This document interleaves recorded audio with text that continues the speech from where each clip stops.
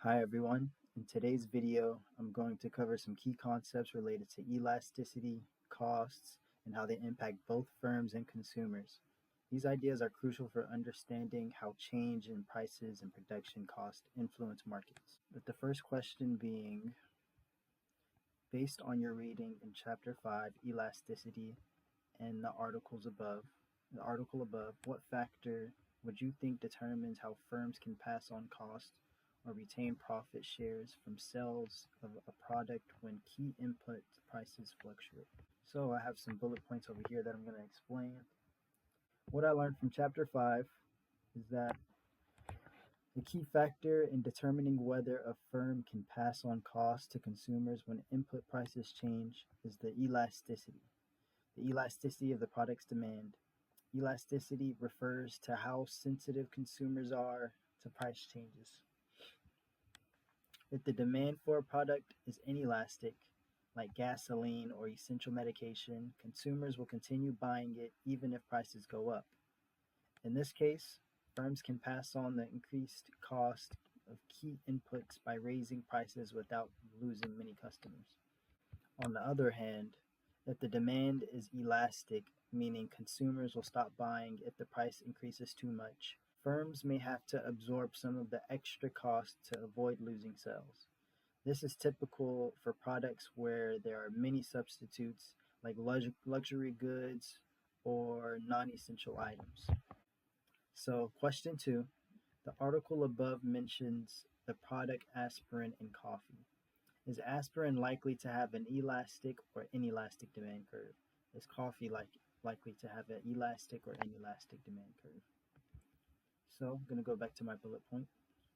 Aspirin is likely to have an inelastic demand curve because it's a necessity, especially for those who rely on it for pain relief or other medical reasons. If the price of aspirin increases, most people won't cut back on their purchase drastically.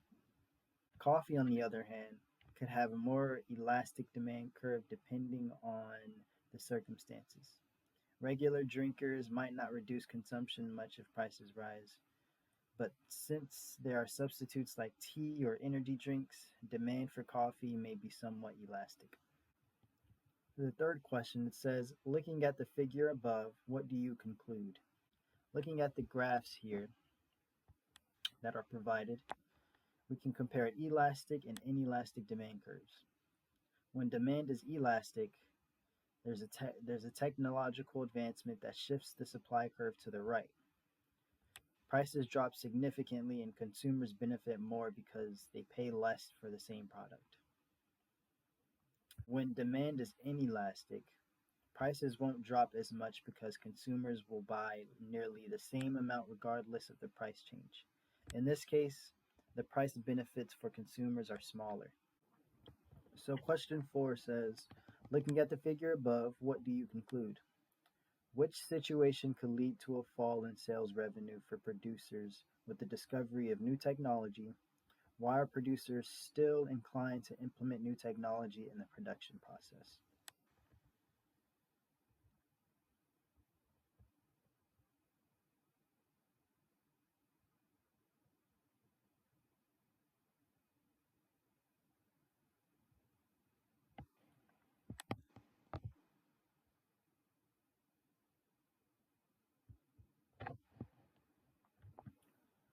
Now let's think about how technological breakthroughs affect producers. As seen in the example of aspirin production, when new technology allows firms to produce goods at a lower cost, it increases supply. However, if the demand for the product is inelastic, this might actually lead to a fall in revenue for producers because while the price decreases, the quantity sold doesn't increase by much. Even though revenue might fall initially, producers are still motivated to use new technology because, in the long run, it helps them reduce production costs and stay competitive in the market. It has two parts, part A and part B. Since the demand for food is generally inelastic, which of the two graphs would you apply to the market for agriculture products? Please explain what would happen to prices and quantity.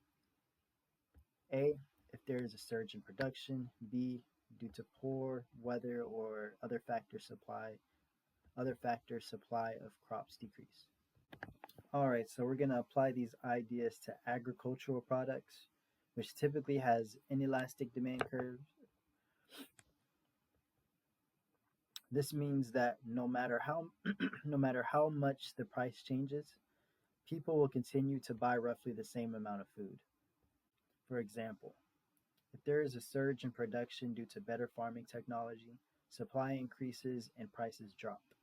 But it since the demand is inelastic, the quantity sold doesn't increase as much, so farmers might not see a huge benefit.